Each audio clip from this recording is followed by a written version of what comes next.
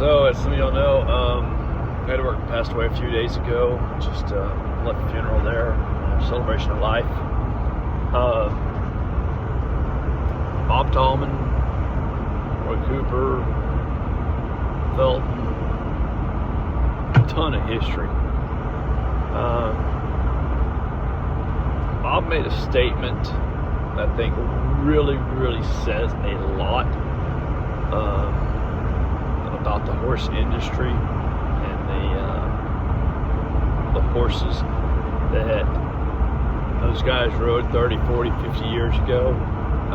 If y'all don't know who Ed Workman was, he was a Ironman cowboy. True, tough Ironman cowboy. Competed in bulls, broncs, dogging, calf roping, and steer tripping. Helped train or get guys 4 or 5 Rookie of the Years, trained 5 PRCA Horse of the Year calf horses, and 3 steer dog horses of the year. Just all around tough, great cowboy. Now, what Bob said was that Ed told him or he'd heard a story of Ed telling somebody that you got to learn, you got to adapt to the horse. He said the horses are going to get smarter, which I'm 100% firm believer the horses have got probably a little more smarter. Probably a lot in some cases. But they've also lost something those horses that they rode had. And Bob mentioned it. It was they were tough. They could handle 130 rodeos a year. They had the bone. They had the size. They had the heart. Big heart. And that's what Bob was trying to emphasize. Ed was the same way. Ed had a great big heart. And I know a lot of people think Ed was kind of a fighter and whatnot, but Ed was the toughest son of a bitch I ever knew when it comes to rodeoing. I didn't spend a whole lot of time with Ed. I did spend a little bit when I was a lot younger, and then a little bit more here in the last year or so. Ed made a statement. He said he was going to make it to his 91st birthday, and some bitch damn sure did. His birthday was, I think, Tuesday of last week, and he passed away 4 days ago. So, he's a man of his word, really. But what I want to emphasize is that when you're breeding for horses, that you need to look at what you like to ride, what works, and you need to ride those horses.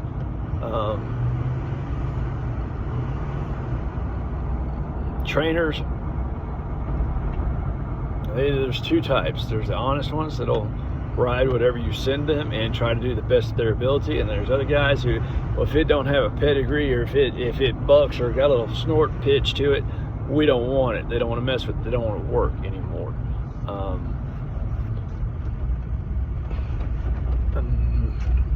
Ed had a horse called Dollar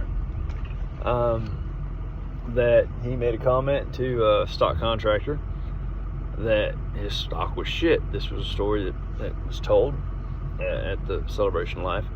The stock contractor said, well, and Ed told him that, hell, my calf horse got more fire and spark than your damn horses do. So they booked him. Guy won, bareback on him. And then turn around and then Ed wins calf roping on him. Those horses there are the kind I like to raise. I think that people have forgotten that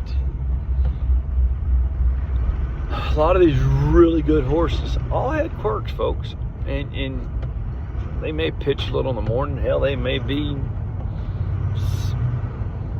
cribbers. I mean, you may have to lope them down 30-40 minutes. but they all had quirks, and I'm a firm believer in it. All the great horses have a quirk, and you have to accept that. When you are working with other people, everybody's different. So are the horses, but that great big heart, the try, the grit, something you can't see when you're breeding. You have to ride the horse. I've got a saying, some of y'all know that, just ride the damn horse. Now, I'm kind of picky about my papers. I mean, I recognize a good set, but I like my horses older, closer to the original stock horse type. The Colonel Freckles, the Leo. I love my Hancocks. I like my Blue Valentines. But just like with any family, there's a few black sheep in that family that us as individuals,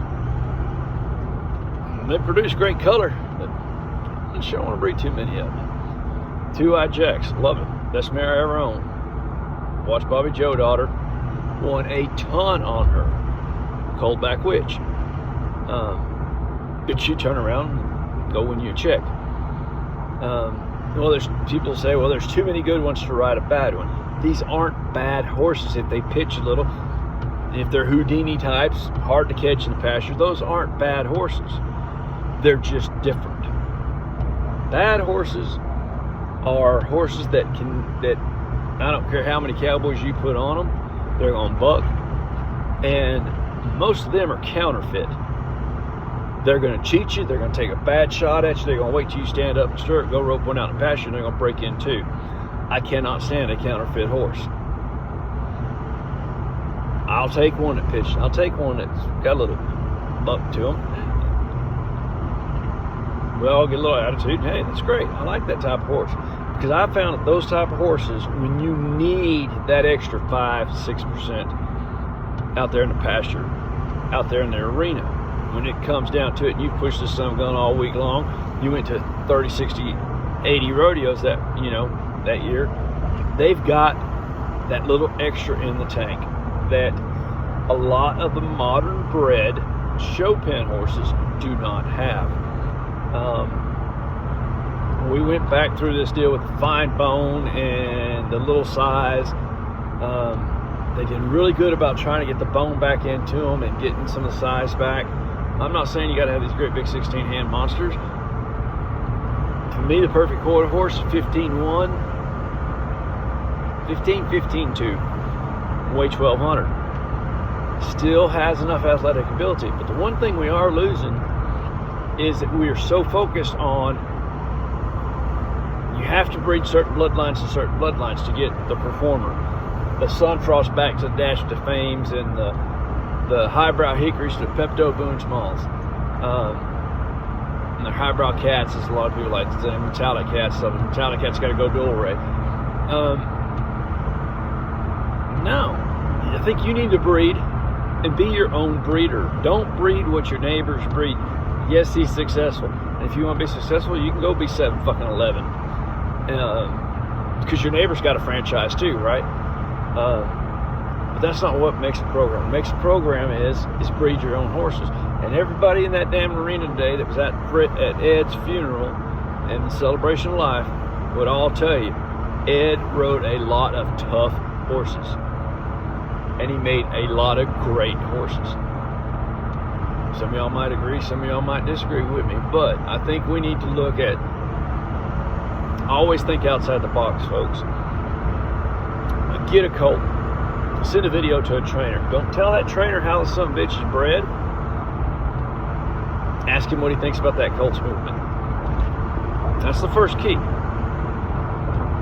Certain things that you look for in an arena horse, where the mountain horses, your ranchers, environmental is a little bit different, is the pasture length, hock angle, croup slope. We like them a little shorter in the pasture, more hock angle, better croup slope to them than you want in your bigger mountain, open range, big pasture type horses. There's a reason for that.